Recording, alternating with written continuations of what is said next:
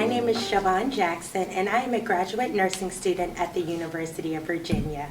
I am graduating from the Clinical Nurse Leader program, which is a second-degree Master's RN program. I have completed clinical during my final year of nursing school at the Pediatric Hematology Oncology Clinic at UVA's Battle Building. I've had the honor of being a part of the Pediatric Sickle Cell Comprehensive Program led by Kimberly Dunsmore, Christy Murray, and Leah Wiley.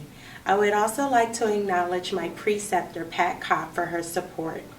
With the assistance of this amazing team, I'm using my final project as a platform to raise awareness and to teach advocacy for sickle cell disease. I chose to focus on sickle cell disease for several reasons. When I began researching sickle cell, I noticed that it receives a lot less funding for research than comparable illnesses. Due to the fact that it mainly affects those of African descent and the lack of equality surrounding the illness, researchers have described sickle cell disease as the ultimate healthcare disparity. While there are over 100,000 people living with sickle cell disease in the U.S., it is relatively unknown and misunderstood among the healthcare community and the general public.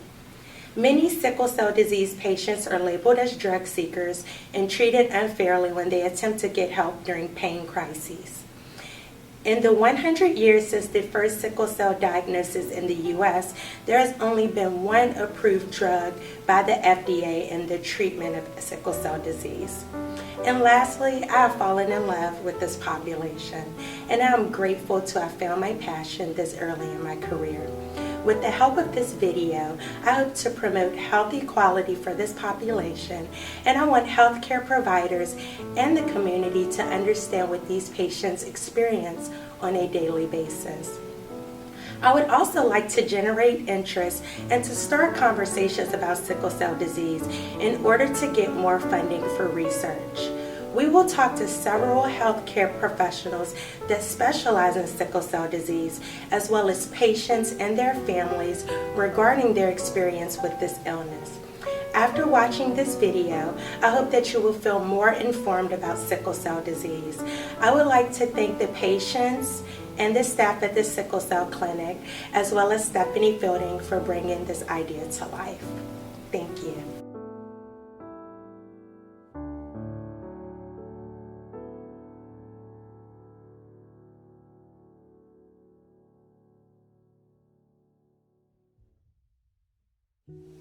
Hi, I'm Christy Murray. I'm the nurse practitioner for the Sickle Cell Program. I coordinate the Comprehensive Pediatric Sickle Cell Program here at UVA.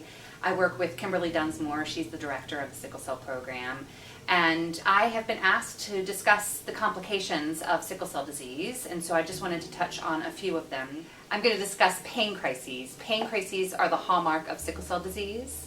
Pain crises, what occurs is the red blood cells, they change into a crescent shape from what is normally their red blood cells are circular. And in sickle cell disease, what happens is when they change shape into the crescent shape, or sickle shape, which is where sickle cell anemia gets its name, when they change shape, they also get sticky on the outside. And so you have clumps of these red blood cells that block the flow of blood, and it happens ongoing throughout the body. What happens with the pain crises is that they block the flow of blood to a certain part of the body. That part of the body then goes without oxygen, because red blood cells' job is to carry oxygen to a variety to your body parts. And then what happens is that the flow of blood is blocked, then oxygen is prevented from going to that area, and that causes the pain. Patients with sickle cell disease often have pain every day that they treat with oral medications at home. Sometimes the pain crises are so terribly painful that it requires that they come into our clinic and sometimes into the inpatient unit to treat with IV medications to help relieve the pain. Typically the pain crises last sometimes just for a few hours, sometimes as long as 3 to 5 days. Another complication of sickle cell disease is anemia, sickle cell anemia. Every patient with sickle cell disease has some degree of anemia. Anemia is when your hemoglobin is below a certain value. your hemoglobin sits on the red blood cell, and its job is to carry oxygen throughout the body.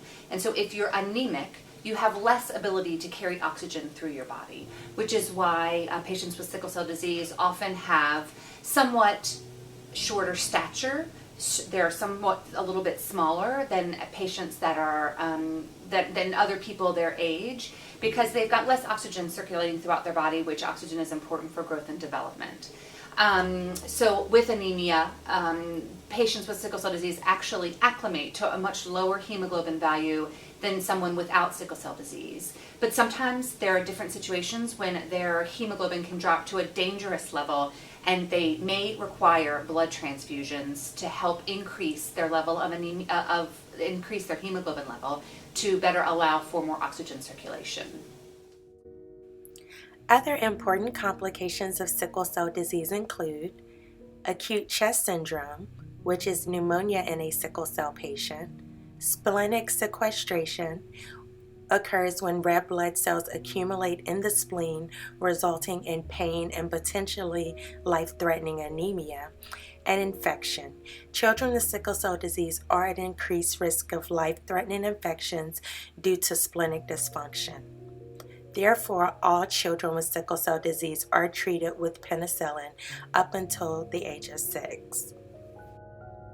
Hi, my name is Golda Hunjo. I am a first year at the University of Virginia. I'm still kind of undecided, but I want to go into global public health and anthropology, and I have sickle cell disease. I was born with sickle cell in Africa, because that was where I was born.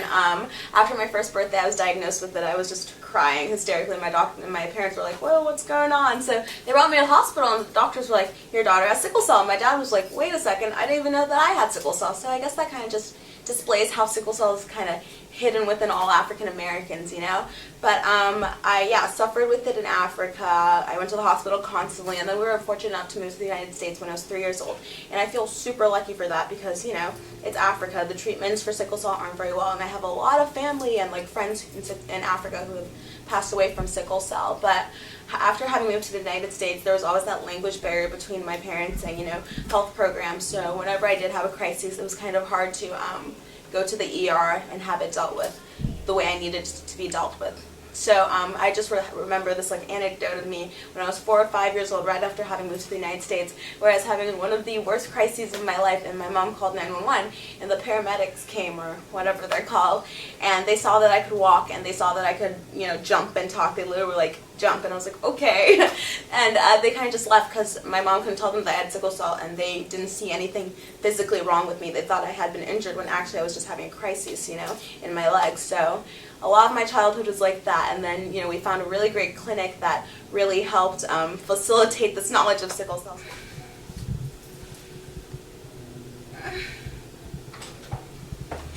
Hi, I'm Christy. I'm the sickle cell nurse practitioner. What brings you to the emergency room today? My legs really hurt. How would you rate your pain? It's a 10. It's the worst of my life. And how long has the pain been? All day. I can't do anything. Have you taken any I've medicine done at home? everything. I've taken all the medicines. I need morphine now. Well, we need to take things one step at a time. No, it hurts. Oh my. Have you done ibuprofen? Yes, I've done everything. I just need morphine. Well, we need to go ahead and take your vital signs. No, we don't. No, I can't. It hurts. Have you used a heating pad yet? Nothing works. I just need morphine. Ma'am, we really need you to cooperate with us. No, I can't. It hurts. We need to listen to your to your chest, take your vital signs. I'm going to start with some ibuprofen. No, that won't do anything. And then we're going to consider, you know, maybe we'll start with 1 milligram of morphine. You're not listening. No. Ma'am, I need 10 milligrams. Well, 10 milligrams might be a little bit excessive. No, we're going to start with enough. a lower dose. No. And then work our way up based on how your pain is No, resolving. you're not listening. No. Well, what I need you to do right now is just lower your voice, please. You're really going to upset the other It patients. hurts. And then I need to listen to No. you. Ma'am, I need you to cooperate, No. or we're not going to be able to treat you today. It hurts. So let me listen to your heart, please. Ma'am, I'm going to have to give you a few moments here to collect yourself, and I'll be back once you're willing to cooperate with us.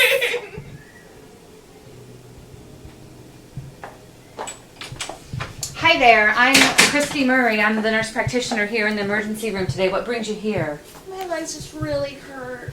How would you rate your pain? I think it's the worst in my life. It's 10. And what have you done at home? Well, at home we used heating pads, and we tried some ibuprofen, and Good. I even tried some Oxycontin, but it didn't do anything. Nothing? No, it didn't No. take the edge off at all? No, it's really bad. And so it's the worst pain you ever had in your whole life? I think so. So when you are in pain, what typically has worked in the past? Well, usually when I go to the ER, they give me morphine, and it really eases the pain. We usually start with a low dose, Oh, and then we alright. work our way up, Alright. based on how your pain, if it's resolving. That way we don't, overshoot and give you too high a dose. We usually start with, maybe like 2 milligrams of morphine. How does that sound? I think they usually start me off with 5 just because I have SS. Okay, why don't we do this? Why don't we kind of split the difference, Okay. and we'll check your vital signs, make sure that your oxygen saturation is appropriate. I know that you're in pain. I appreciate you working with us, and let me listen to you. Make sure that you are stable, and then we're going to get your pain under control as soon as possible. All right, thank you so much. You're so welcome.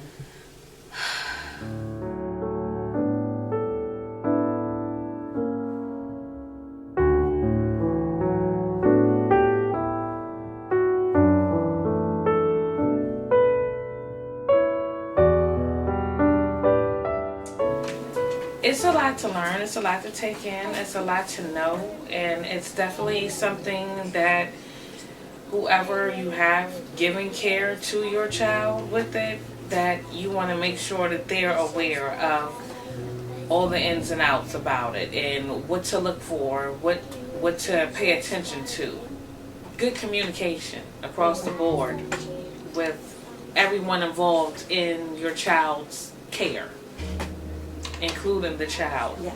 is like the main key factor, and hydration is like definitely one.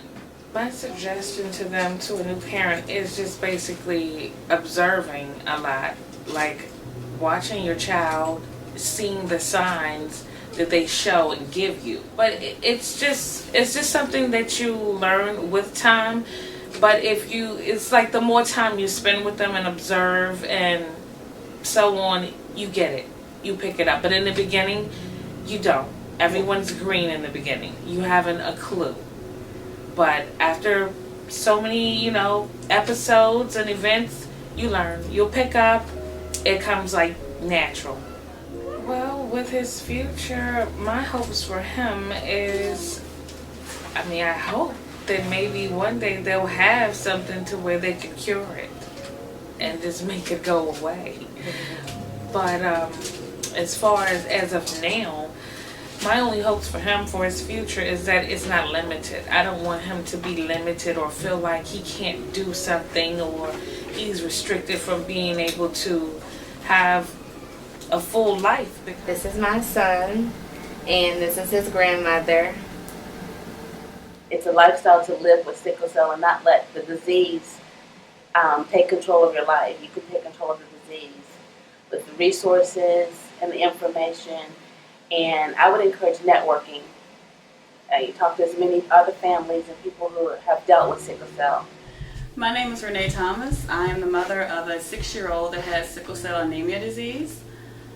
She started having crises at a young age.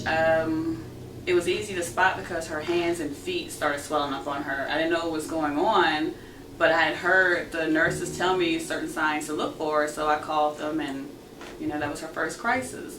Now that she's older, it's a lot easier to spot her signs because she's a character. She's full of life. So it's like one minute she's happy, she's playing, she's dancing, and then as the day progresses, she might slow down, she might start moving really slow, she might start grunting, or her eyes will get really, really faint looking, like she's there, but she's not there.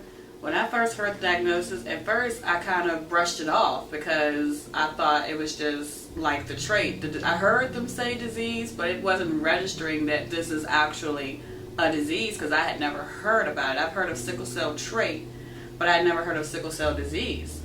So I do what most people would do. I went and I Googled it and I started reading, and I was like, oh my gosh, this is scary, this is serious, and it's lifelong disease. Hello, my name is Wilma Rucker, and I'm from Lynchburg, Virginia. I am the parent of a adult child, my daughter, who has SC disease. She will be 32 years old this September, thank God. And I am the grandparent of two children who also have SC disease. Nadia will be 11 on April 19th, and Ja will be 10 on May 26th. So I've been involved in sickle cell for a little over 30 years, around about 30 years. My daughter was 2 years old, almost 3, when we found out that she had SC disease. The interesting part of that story is I did not know that I was a trait carrier until I was pregnant with my 3rd child. He decided to do this test at my 16th week interval, and I got a phone call saying that they needed to repeat the test, this time bring in my husband, and found out that I had trait, he had trait, and from there the story evolved. I had an electrophoresis, an amniocentesis, and it was determined that the child that I was carrying also had sickle cell trait. At that point, they advised me to get my other 2 children tested. My oldest son, we found out that he had trait through some records at the doctor's office. It was just brushed under the rug. Oh, it's trait, he's okay, moved on, never told me. However, when I delivered my 3rd child and I took him in for a checkup at 2 weeks, I was talking to the pediatrician and I told him, what we have been through, and he said, well, let's test your daughter since she's here with you. And they did the sickle dex and it came back positive, and he said, I need to send you over to the local hospital and let them do another blood test, in which we did. And the next thing I know, someone from the Department of Health was at my door. A couple of weeks later, I got a pamphlet of information and was told that my child had sickle cell. I knew nothing about it. Now mind you, this was back in 1987, before internet and all of that, so my first thing was to run upstairs, get the encyclopedia, where I found an article about Yay Big that said a very little bit about sickle cell, and I remember the last sentence said their life expectancy is around 21 years old. I burst into tears because I thought, oh my God, how am I going to put all of these things in life that I want for my child over the next 18, 19 years? And so I've been in this fight for about 30 years. We have a local chapter in Lynchburg that I am very active with, and we try to do all that we can to advocate for those in our area. We have about 15 known young people that we help, and I emphasize known because we have run across those that don't want anyone to know that they have this disease out of fear of being ostracized, being criticized, being made fun of. We have run across that a lot. And also just dealing with others, especially in school settings or in the healthcare profession, that don't know that much about sickle cell and how the clients are treated by others. This is 2016. We need to be beyond this. Whatever needs to be done with sickle cell, like I said, I've been in this fight for 30 years. I know from the state level it has gone from the Department of Health, and due to funding cuts and I guess not enough interest or not the latest thing, it was put under Women's Health there for a while. I understand it's back at the Virginia Department of Health level, and I hope that that's where it stays. I hope that this brings about more awareness. Advocate for your child. Go to the schools. Please go to the schools and let them know that your child. I used to always go to registration, and I would purposely wait to be the last person in line so that I could have the teacher's attention. And I'd want to know, who's the school nurse? Is there one in this building? And you let them know and show your child's face. Don't just give them a name, because there are many, Nadia's and Susie's, and show them your child. Let them see a face and a name and say, this is my child, and they have what's called special needs. That's a real big umbrella in the Department of Education. Make sure your child is covered under that umbrella of special needs. Your child will need extra fluids. If that means that they need to bring a water bottle to school with a top on it so it doesn't get knocked over and spill and make a mess, so be it. Let them know, therefore, if they're drinking more, they're going to have to go to the bathroom more often. Is that a problem? Let them develop a special signal between the teacher and your child. 2 hands up means I got to go, And so it doesn't disrupt the whole class, and then Johnny wants to know, well, why does he get to go to the bathroom more often and I can't? Let them know the temperature extremes. When it's really, really cold, let's find something else for my child to do. It's okay if they go to the library and read. It's okay if they sit in another classroom or whatever. The same is true when it's really hot.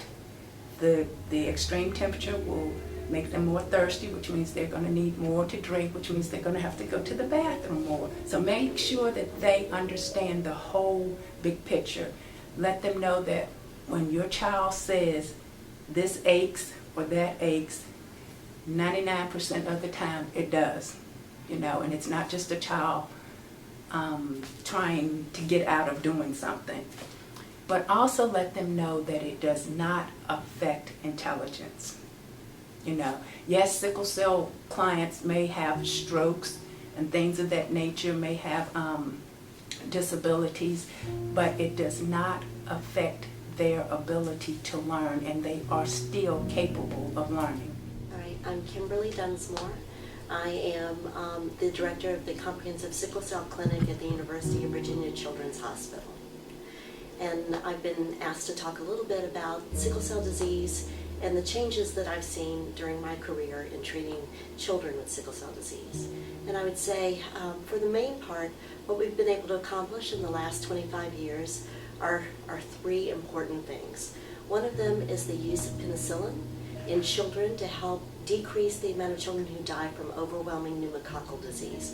And that has been a great step forward. That used to be the leading cause of death for children under the age of 5 with sickle cell disease, and that no longer is true. We still do have occasional deaths from overwhelming pneumococcal disease, but that is much more rare than it used to be. The second thing that has occurred in the past 25 years is the use of hydroxyurea to try to help decrease the symptoms of sickle cell disease. And it doesn't cure the disease, but it actually helps with increasing a different kind of hemoglobin, hemoglobin F, in the body, so that the children have less concerns with vaso-occlusive crisis. They can also have decreased problems with acute chest syndrome, which is a very dangerous disorder for them and actually can be a cause of death for children with sickle cell disease. There is some evidence now too that it may help with decreased possibility of having a stroke if you have sickle cell disease. By far the most important step forward that we've made is actually in coming up with a cure for sickle cell disease. It's not available for everyone who has the disease, but bone marrow transplant from a related donor is curative. And we've been able to do this for several of our children within the Comprehensive Sickle Cell Clinic. It is a major medical procedure and it has its own problems, but it can cure a child from sickle cell disease and they will no longer have it. And that's a great step forward. It would be better if we had something that would be available for everybody with sickle cell disease. And I'm hopeful that over the next 10 years that we may come up with either gene therapy, which would be available for most people with sickle cell disease, or some other kind of medication that would help change the hemoglobin composition in the body and thus prevent many of the major complications that our children and adults see.